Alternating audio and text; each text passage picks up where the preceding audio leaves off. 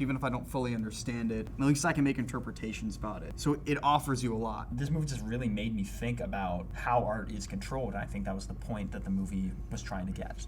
Welcome back to Overtly Critical. I'm Ryan. And I'm Corwin. And this week we watched Andrei Rublev, directed by Andrei Tarkovsky. A painter in the 15th century, Andrei Rublev is given a painting assignment, but through his religion, his elders, and the state of the world around him, realizes his art means much more. Red carpet treatment today. Red carpet treatment just today. saying, we got the nice Andrei Rublev, which was your pick, your fourth in a row, damn you. And it's our first 1960s movie. Soviet. So this was not only foreign, but this was, not even like Western. Right. And it's our first real historical movie. This is based off the life of a real person, Andrei Rublev, who was an icon painter in the 15th century. This isn't really in my wheelhouse. Like, it's funny because I'm a fan of history, but I'm not a fan of like historical films usually. It depends on the period. It's very medieval. At the same time we're writing notes, we're struggling to read subtitles. So I think what I'm more focused on is a lot of the like visual motifs and also a lot of the editing and the camera work a lot more. It's a period piece and it's going through someone's life. So we get this interesting structure where the movie has like kind of chapters like a book. We're going through each of them and they each have their own purpose and they each say something about Andrei. And I think each of them has a lot of recurring themes in them that allows you to connect them to each other. It is almost 3 hours long, and from what I understand, this is actually a cut down version because the movie was heavily censored. The way it's shot and the way it's edited and also like the acting, it's not boring, at least to me. If you're not a fan of these sort of historical epics or like these older movies, you're probably going to be bored out of your mind. If you don't like subtitles, then I don't know if there's a dubbed version. I just had to think as I was watching this, like, this is what the Soviets were doing at the same time that we were portraying like Europe as like this fantastical, romanticized place. And medieval Muscovite Russia in this film is just a horrible place. A big thing to mention about it, it's black and white.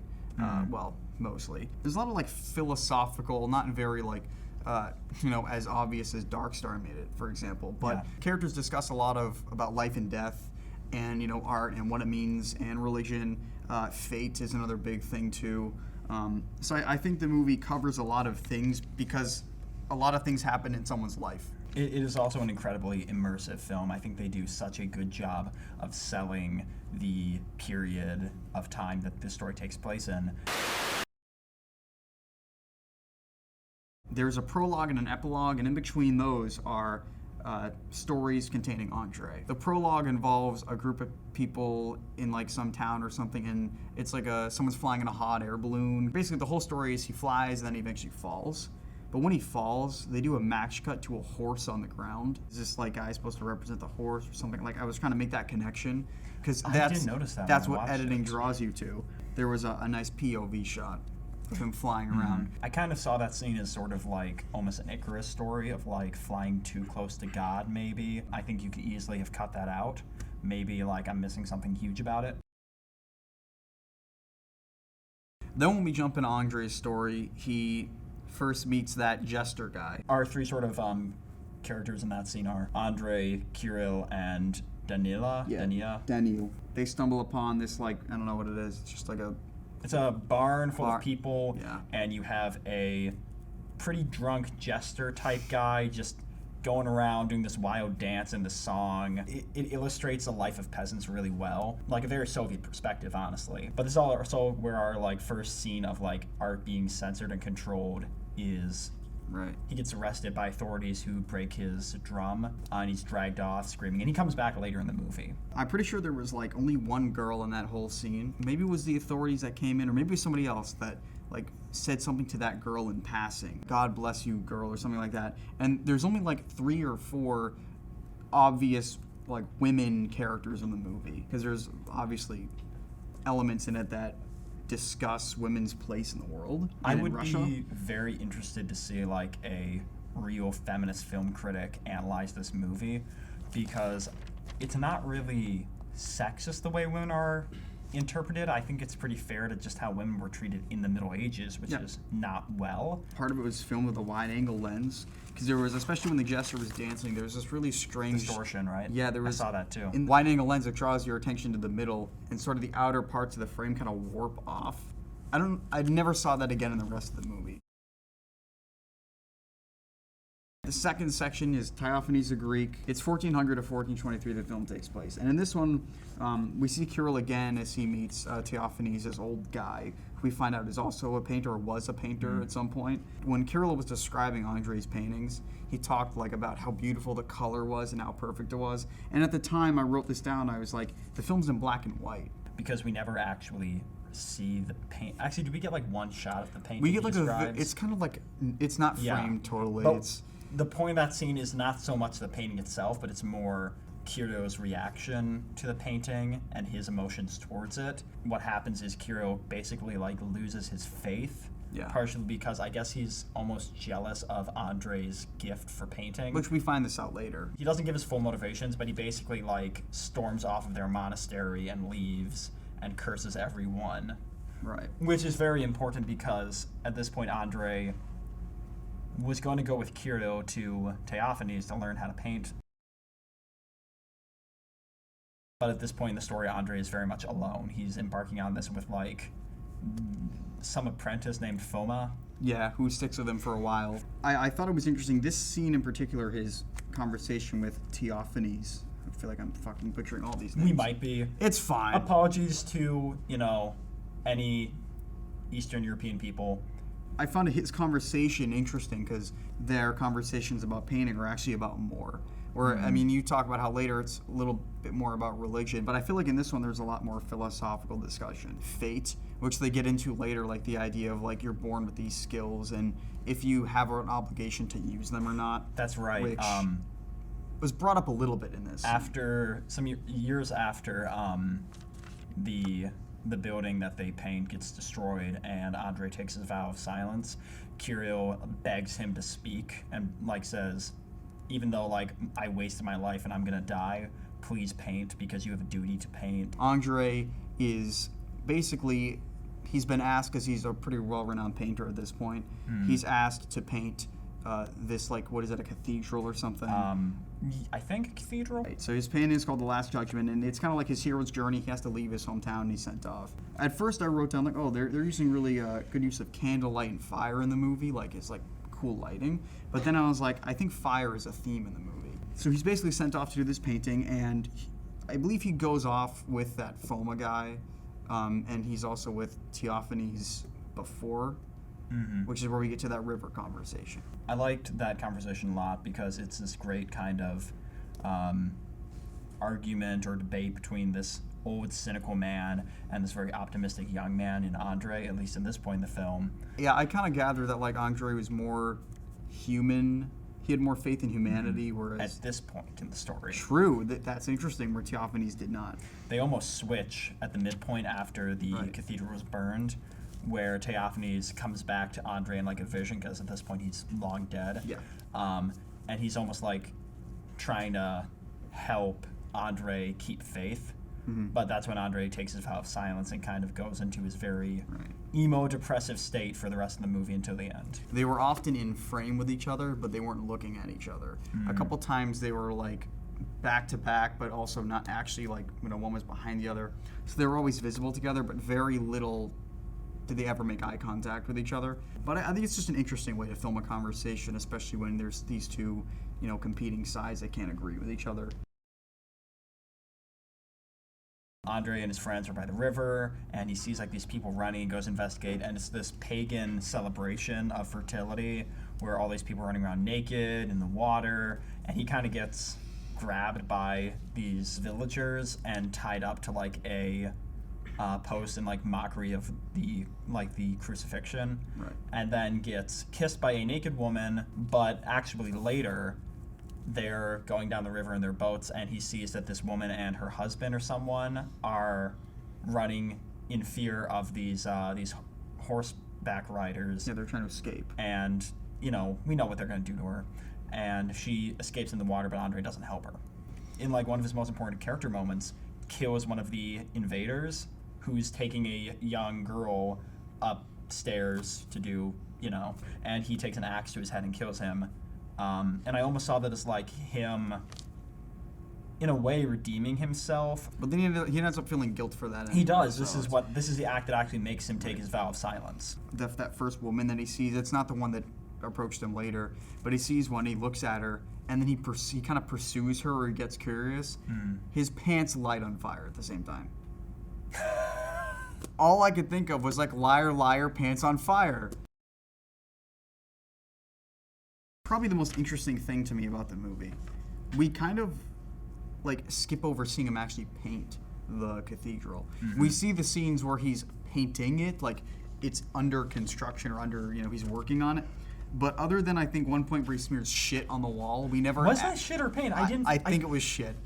I did not understand that scene. All right. Genuinely. So this is another interesting thing with that girl that he ends up saving later. She like walks into this room as this guy is reading like the very misogynistic Bible verses, and this guy's like, keep reading it, and then the girl's like, but she goes up to the wall and Andrei is there. He's got like, he looks very guilty because like his hand is like covered in whatever he threw on the wall, and she just looks at it and starts crying. I don't know what that was about. And then like he leaves and then she follows him. I think that if you look at this movie and you interpret this as a pro-religious movie, you are completely missing the point. Because to me, this is a very neutral depiction of religion. It's much more just the fact that in that time period, religion was an inescapable part of people's lives. It dominated everything. The main like point of this movie is this discussion about faith, but it's also about art being controlled by faith, and also what does art mean to faith. And I think that's why this movie was so censored, because it's not taking a stance. The Soviets don't know what to do with it. The Americans don't know what to do with it. It shows how complex religion can be in its implications. We're like, oh, like look at how much beautiful art we have from this, but also the artist itself is suffering because of his beliefs in it, and he thinks he has to punish himself.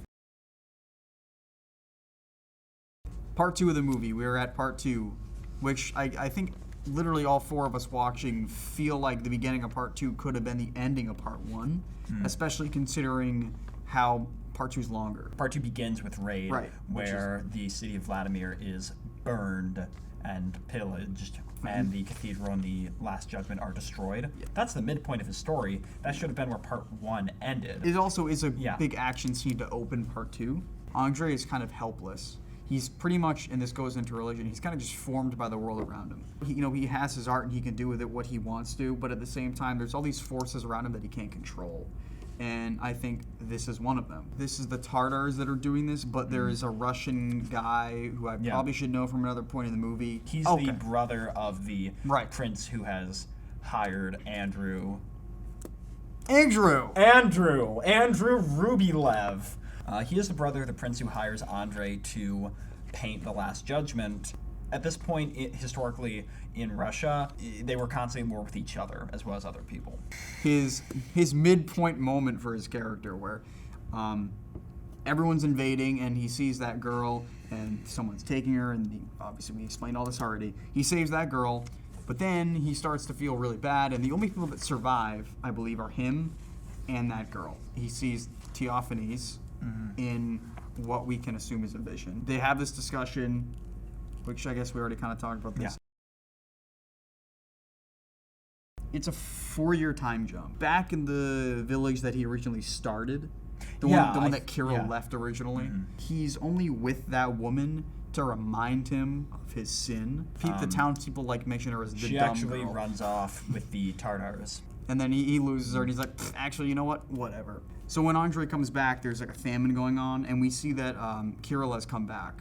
God's kind of cringe, not gonna lie. Oh my god. That's just Kirill in that moment. They're all inside, like eating, going through their rotten apples because it's a famine. They're like, what can we even eat? And Kirill is in there. I think he's already received his punishment for leaving, which is he has to copy the Bible 5 times or 15 times. 15 times, and he's already pretty friggin' old. The scene that tells us that the Tartars are coming is he's staring at a wall, and there's a pinhole in the shutter in the window that makes a camera obscura, and we see it upside down horses walking on the wall. I just thought that was the coolest shit ever. I completely missed that moment because I was looking down to write a note. A lot of part 2 is actually taken up by not Andrei, but a new character just named Boris, who is this son of like a bell maker. And after this plague, his family has died, and he kind of like gets himself in this position of saying he will show these people of a town how to make a giant bell for them because his father taught him the secret of bell making. I think you actually understood the entire segment with Boris's story more than I did. Andrei is part of it, but he's more of an outsider. He's like watching over it. And so, especially with what happens in the end, his father never actually told him how to make a bell or something like that. Like, that secret was garbage. But this kid Boris building this bell or setting all this up was very similar to Andrei's first painting, where except in this case, we actually saw how they made it. I loved that, just the entire depiction of building this bell. Yeah. It's so freaking cool. I had no idea how they made bells back then. It takes literally everyone like in the town to do it. It's so cool. Andrei finally breaks his silence, basically agreeing he will continue to paint. He's like, you'll build bells and I'll paint paintings. This is the moment that restores like his faith in his craft. The tension when they are lifting the bell and they're going to first test it to ring. Yes. I did not know that a single shot of a rope could make my ass that tight. These princes or kings or whatever they are, this royalty comes in, they're going to see the bell, and you had to look this up, but they're going to kill everyone if this bell doesn't work. Yeah. And you can tell by the kid, I was already starting to think, did he really teach you the secret of bell making? The first scene I see him with, I'm thinking, you're just saying that because you need an opportunity. Right. And knowing at the end that he didn't have any of this for his father makes it like... It's like, oh my God. It's an even better accomplishment that way. I don't know how entirely I feel about the way this movie ends. The first time we see color, I liked what happened because we're looking at like firewood, which is the most bland shit ever. So you were like, is that color? It's a great way to like bring you in because it's not like the most saturated thing possible. I genuinely didn't even realize that like they chose to put this movie in black and white. I think the entire point of this scene and what they're doing in the epilogue is to not only sell the scale of the painting and the significance of this painting to Andrei by only giving it to us in shots. It's these moving shots that give us this perspective of, like you said, we're looking at a painting bit by bit. We don't really see him doing much painting really at all in the movie.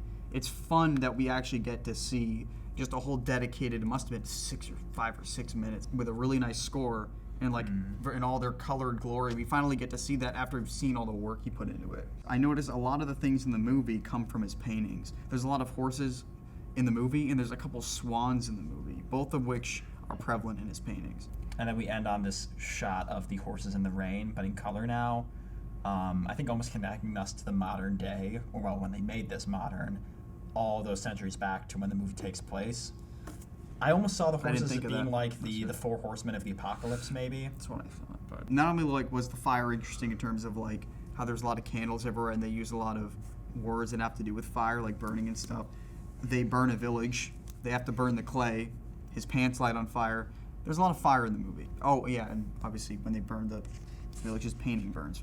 But then rain also just washes away this stuff at the end. I really liked this movie. I was really taken by the visuals and the story and the characters and the meaning behind its story, and I'm gonna rewatch this some point. They played with things visually in the movie. I like some of the way they shot things, some of the camera work was good. Obviously a lot of the visual motifs and things that recur in the film I thought were an interesting touch, even if I don't fully understand it.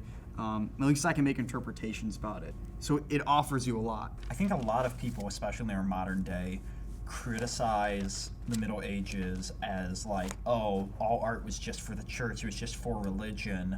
And some people see that as meaning that the art was like hollow or it's a lesson because of that.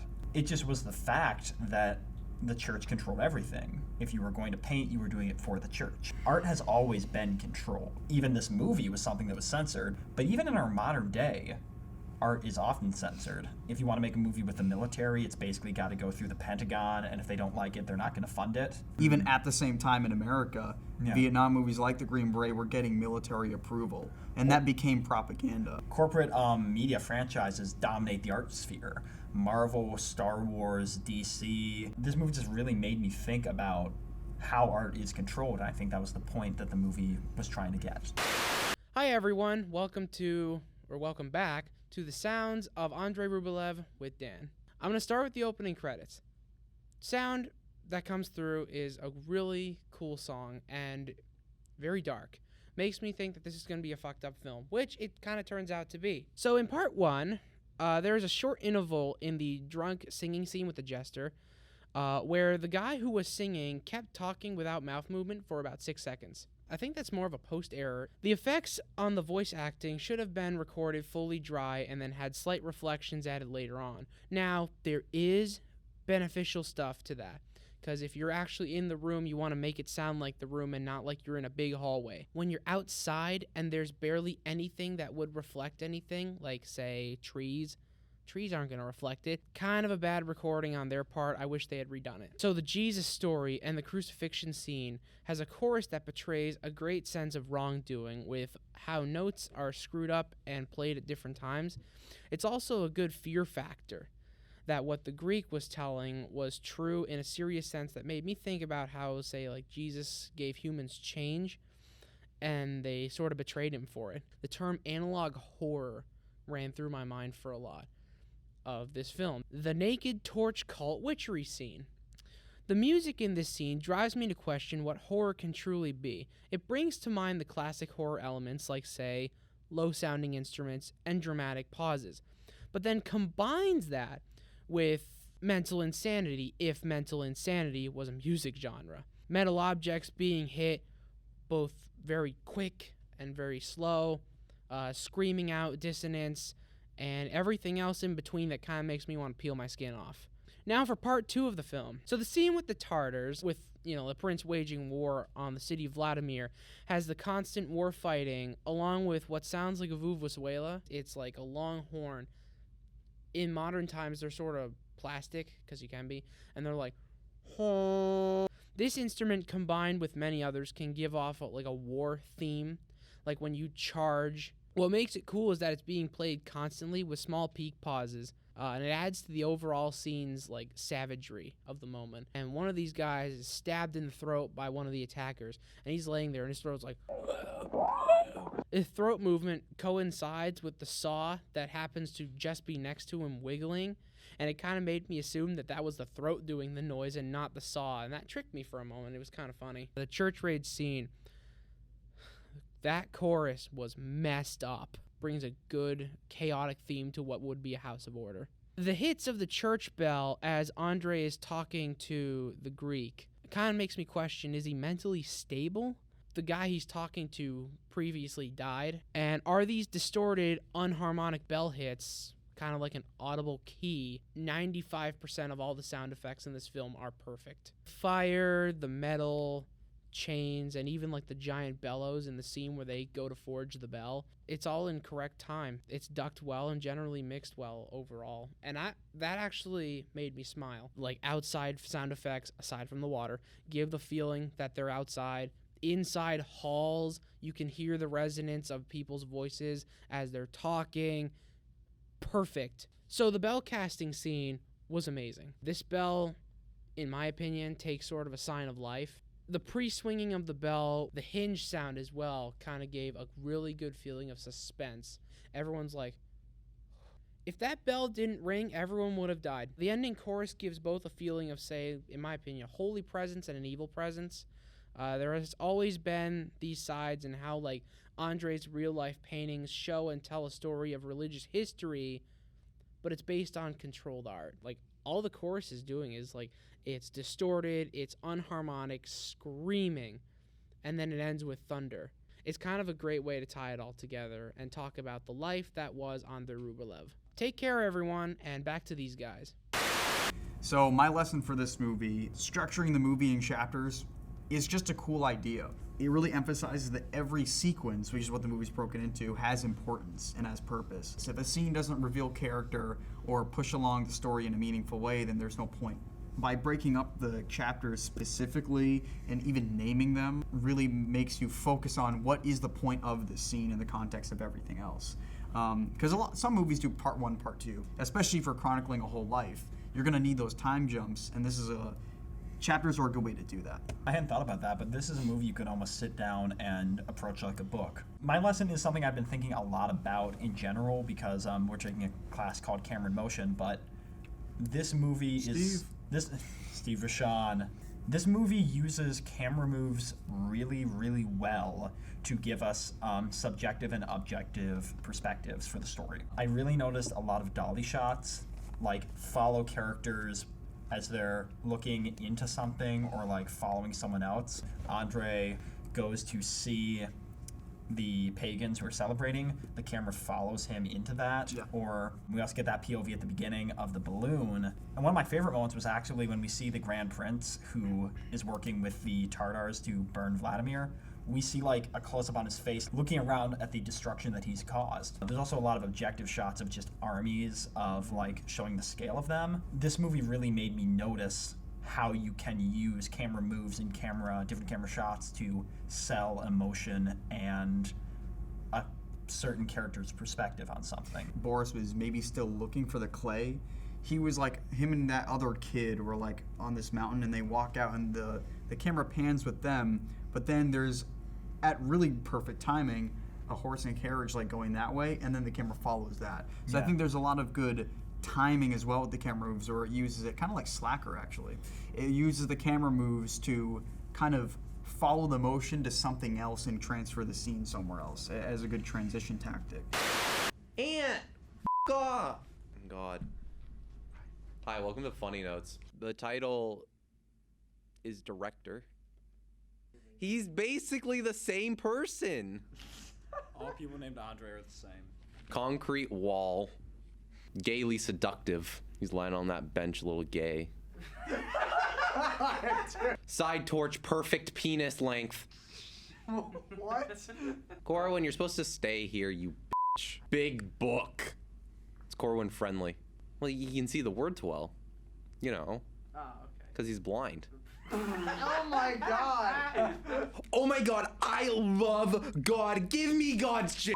It's my life to get God's me's. That's the point of this movie. Now we don't have to talk about God ever again. The Great Wood of Russia, also referred to the Great Wall of China. Anti-ants in pants. No. Don't get a woman. They're too clingy. Yeah. Ha ha ha! I wish someone didn't have a girlfriend in this group. The minefield. Survive or What? Yeah, you got me too. Then part 2 happens where the actual shit happens. Exposition, then war. You know part 2? Just watch part 2. You don't even need to watch part 1. People hate modern art. They want them to live on breadcrumbs. Cat symbolism? Oh, film majors, I want you to take apart the symbolism between dogs and cat in the Crucible. 5-page paper, minimum 3,000 words. Girl smart, huddling for warm people. All of the dead corpses. I'm stupid. But she's smart because she's getting warmth. Russia, no law. Pets fight. God damn it. Dumb girl. It fits well with Dan. Bruh. Getting a funny note for one moment would actually insult me. I brought back the curse win. I mentioned clumsy one time. Oh no.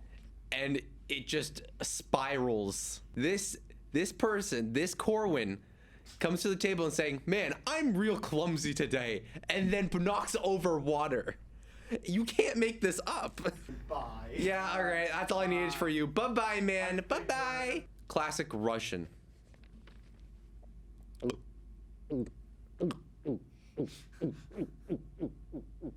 You know what I f***ing say.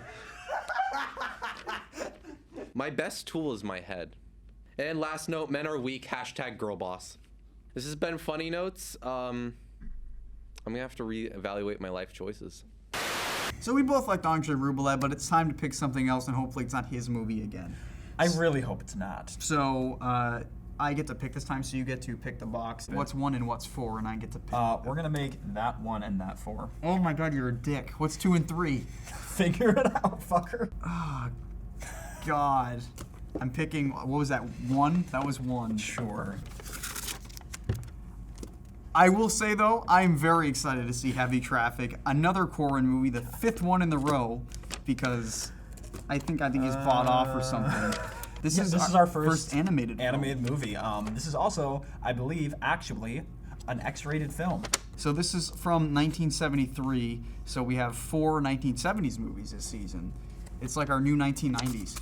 Okay, so goodbye this week from us and Corwin's Tunic. See you next time. Bye-bye.